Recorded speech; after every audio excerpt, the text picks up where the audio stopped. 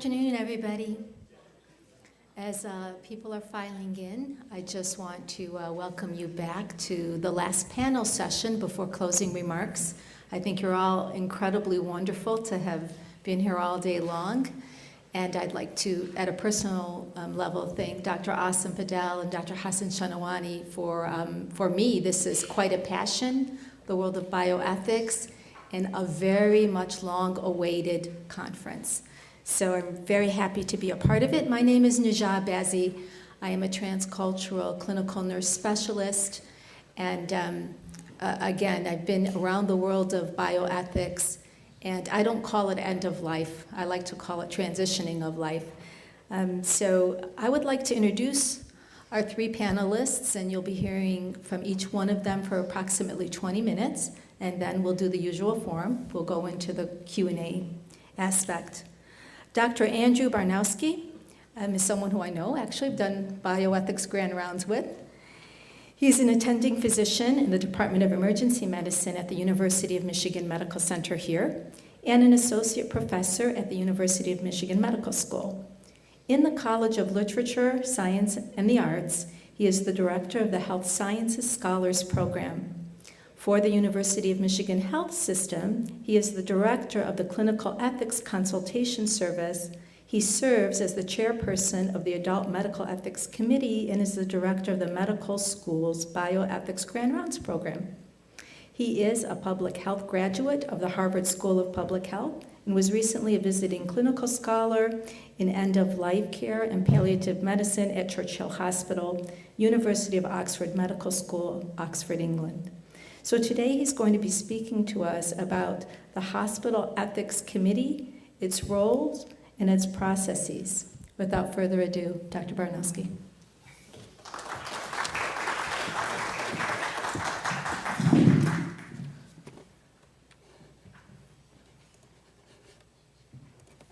You just advance it here. Yeah. Well, thank you very much. A couple months ago, Dr. Padella had asked if and he has served as a member of our ethics committee at the University of Michigan for the past couple of years. He felt that in a conference such as this, it might be worthwhile to bring forward some of the work that we have done within our ethics committee at U of M. Our committee is probably like many of your committees in that we continue to try to seek out higher levels of quality and transparency and accountability, both to the patients and families that we serve, as well as members of our medical staff, et cetera, who request ethics consultation. And I would imagine that there's a number of you here who are either sit on ethics committees and or chair them, or have done so in the past, or may do so in the future, and if not, perhaps at least have an interest in knowing what it is that some of the people on the ethics committee do. So I've just got a few slides to go through, and probably will not need all of my 20 minutes that I'm given to get through this program, but simply to make you aware of some of the work that we have done in the event that some of it could be transportable to some of the programs that you have. I think everybody agrees that although there are a tremendous amount of bioethics conflicts and controversies, many that have been brought forward here today, that probably one thing that everybody can agree upon is that having an appropriate mechanism for adjudication and resolution, or at least coming to grips with some disputes, maybe not always answering all of the questions, but understanding why they're so hard, is always a worthwhile pursuit for everyone who's involved in this type of work. I would tell you that within our system, the way that we have structured our ethics consult is that we have members of the ethics committee who serve in terms of a consult team. And these are people who've been on the committee for a certain period of time and have grown within the discipline of clinical ethics to a point where we feel that their expertise is satisfactory to perform clinical ethics consultations. What we usually do is we have two of them who are paired. It's usually a physician or a nurse and a non-clinician. Part of the reason that this is structured this way is that we've always felt that although there are a wide variety of professionals who come to bioethics and ultimately are grassroots level bioethicists, that probably a physician is a good person to determine what care is due under some circumstances simply based on pathophysiology and natural course and history of various diseases.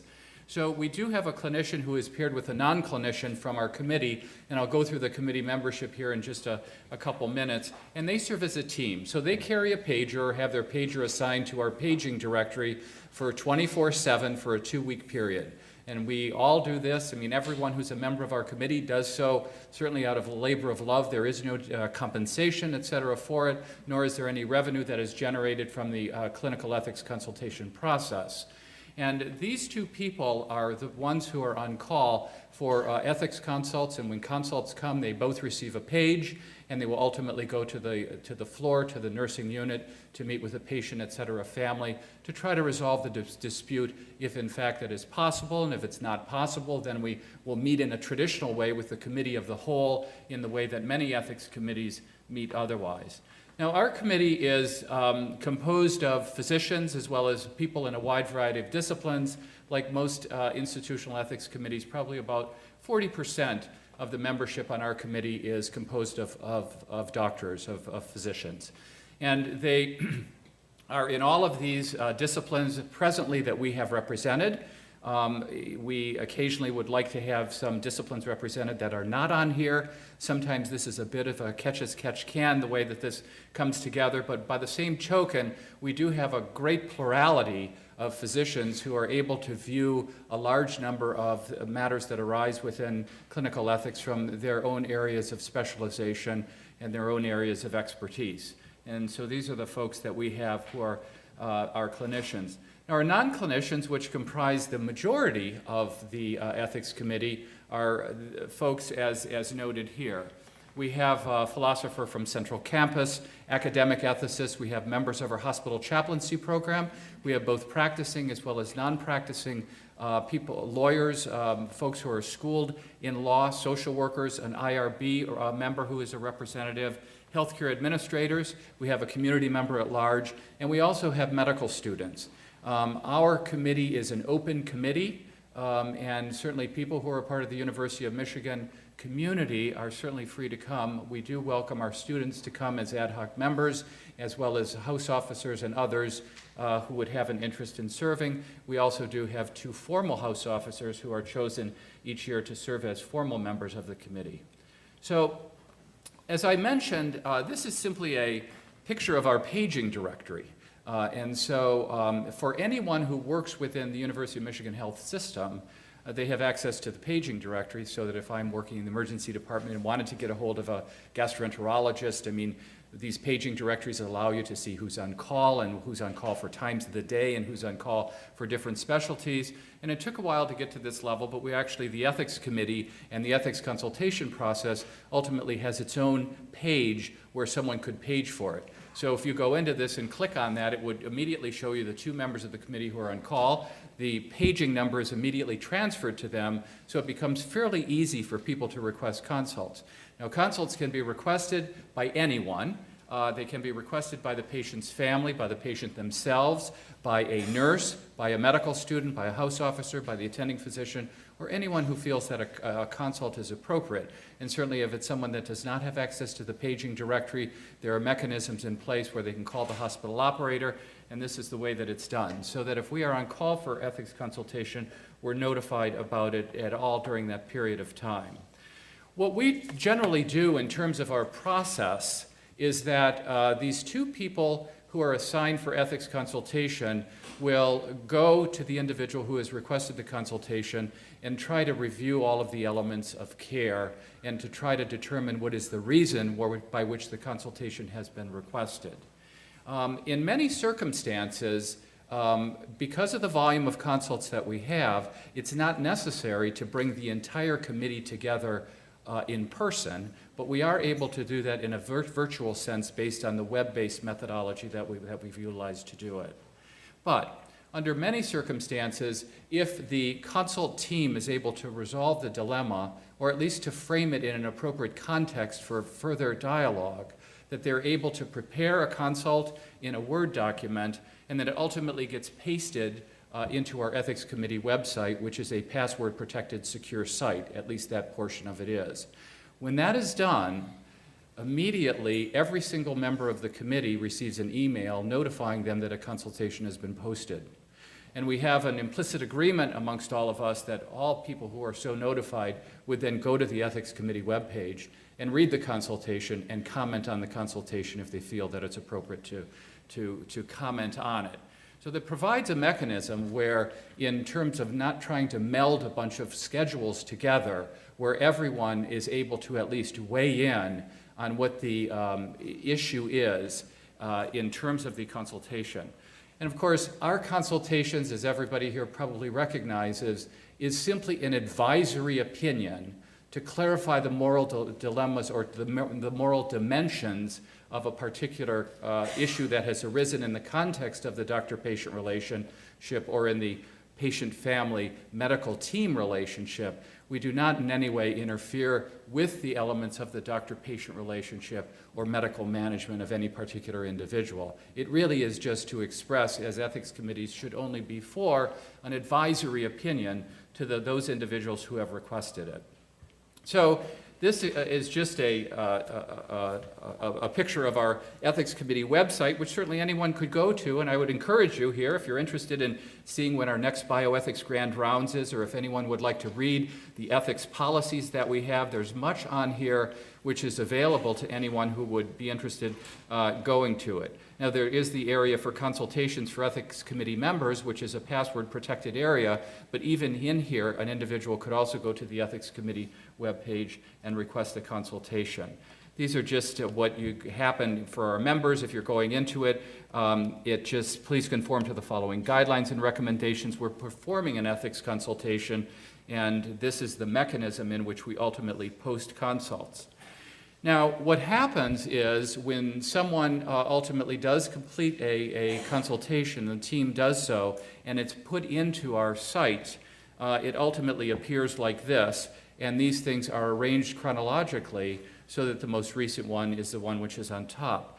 But it does allow someone to historically, if they were interested in doing so, peruse all of the consultations that were done, and certainly by clicking on over on the right where it says Show Details, that would allow you to bring up the consult that was done. It shows who the primary consultants are, the members of the team. We have a tendency, at times it's difficult to do this, but to nonetheless categorize the type of consultations that we have, because certainly in some ethics consults, ultimately can be translated into traditional opportunities for improvement in either clinical process or asking people about advanced directives or things of that nature. So we do try to glean that information out of there if it's at all possible. So this is ultimately what one would get to if they were a member of the committee and we received a notification that a consultation had been posted. And when ultimately the consult is posted, it really just is posted in this box with the individual signs it, at the end, and this is what is allowed someone to read it. So that when a member goes into it, they actually view this. It shows the date when the consult is done, and this certainly is a HIPAA-compliant document here, as all of them are, but it gives the relevant history and then proceeds through in the way of any particular consultation. We always do make mention the fact that our ethics consultations are for an advisory opinion to notify those individuals who are reading the consultations afterwards of the nature of it, and then also try to frame what the ethical question that is being asked of the consultants is.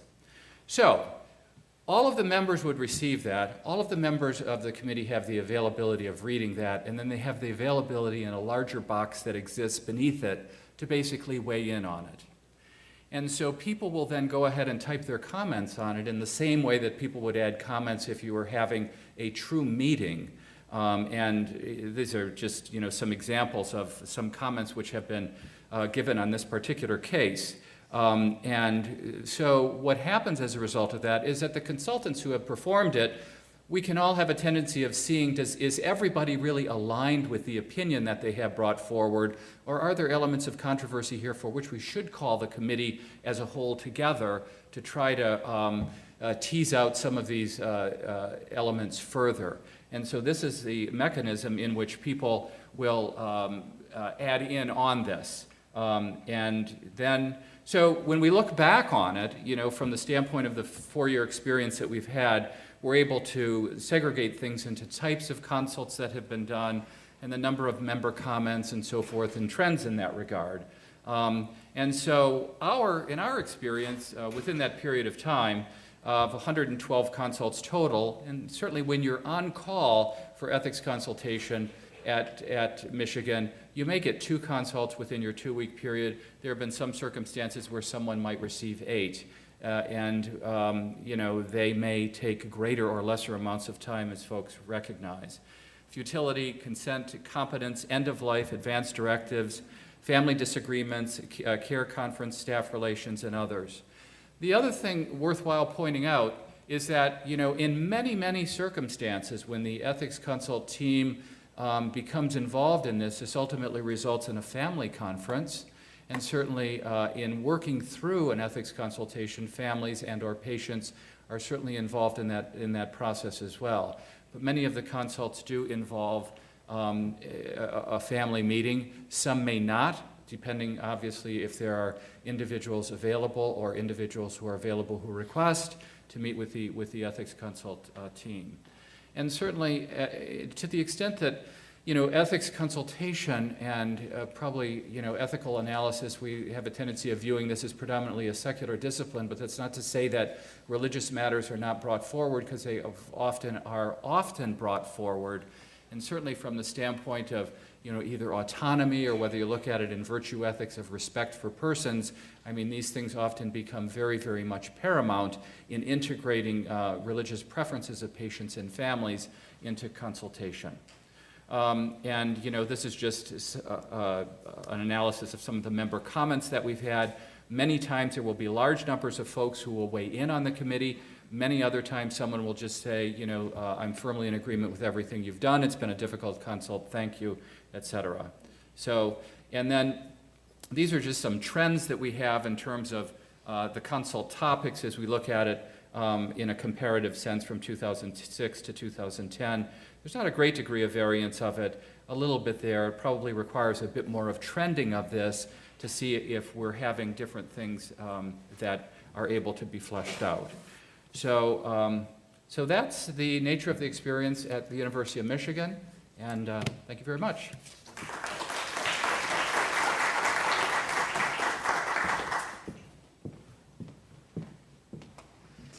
For those of you who maybe came in after we began, welcome again, and thank you on behalf of the entire committee for sticking it out here.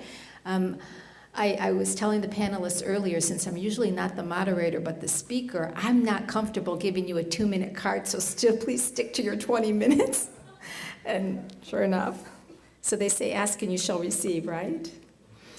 Again, this particular panel, as you can see in your pamphlet, deals with ethics in the healthcare system. So Professor James Jones is an associate professor of world religions with a concurrent appointment in the African Studies Department at Manhattanville College, New York.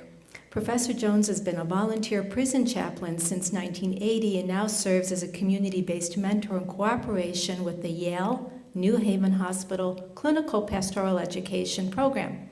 He is also the chair,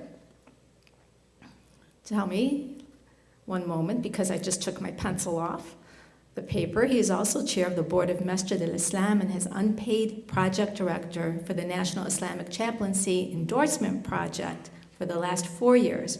Professor Jones holds a Master of Arts in Religion from the Yale Divinity School and a Doctor of Ministry from Hartford Seminary. Professor James Jones, please join us at the podium. Thank you.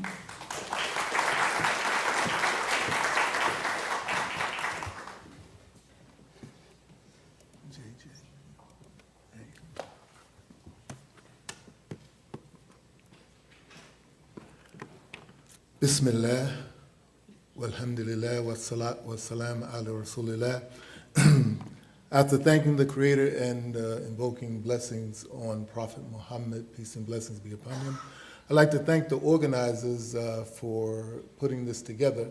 I'm very honored to be here, and I'm particularly happy to see young Muslim professionals doing something that we tried to do in New Haven as well, that is, leveraging the institutions in which they're working or learning, working together for mutual benefit.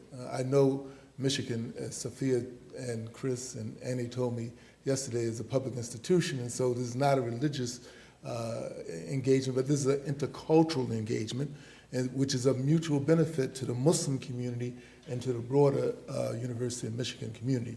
We ought to do more of this thing. I think one of our primary functions right now, given how Islam is seen in the United States of America, is infrastructure building. And this kind of meeting, wherein Muslims can come together and talk about what's important to them and also what's important to the broader community, is absolutely important. What happened to me here? Okay. So I want to thank ISPU and the other organizations for putting this together. I want to also thank you, as you've been thanked before, because I'm wondering, trying to figure out which is worse, being the first speaker early in the morning, because a lot of us Muslims don't get there on time, or being next to the last speaker in the night, because some of us don't last to the end of the day, and you can see that maybe it's the latter. But at any rate, having said what I said about joint ventures, I want to emphasize that it's very important. One of the things I do, as it was pointed out, is that I'm in the African Studies department. So this semester I'm teaching African American history and African American religions, and so African American music is on my mind. I know some Muslims are going haram, haram, haram, right? But anyway, one thing that comes to mind is a classic by a very important black singer. Mama may have, Papa may have, but God bless the child that's got his own. So no matter how many times we have these kind of institutions, and I'm going to be a little off topic because I think some of you are expecting me to talk about the role of the Muslim chaplain, I'm going to back up for a moment and talk about three things: agency, boundary management, and cultural competency that have to do with an elephant in the room we talked about before, is where we are in this particular place. So the first point, being a Muslim, the Quranic imperative, right? That we believe that our purpose is to worship the one God, and that our focus should be on the hereafter, and that it's often said in the Quran more than one time, are those who know equal to those who do not know. So knowledge is very, very important in Islam, and is just as important in the situation of the role of the chaplain in the hospital situation.